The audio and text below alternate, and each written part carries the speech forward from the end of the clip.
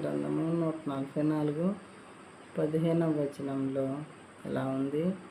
యెహోవా తమకు దేవుడుగా గల జనులు ధన్యులు.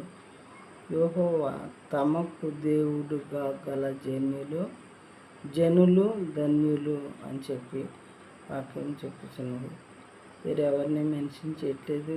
యెహోవా తమకు దేవుడుగా గల జనులు. ఎందుకు అంటే ఆయన దేవుడు, ఆ దేవుడు రాజులకు రాజు, ప్రభులకు ప్రభు, ఆదియు అంతము ఆయనే అయి ఉన్నటువంటి దేవుడు, మొదటివాడు కడపటివాడు ఆయనే అయి ఉన్నటువంటి దేవుడు.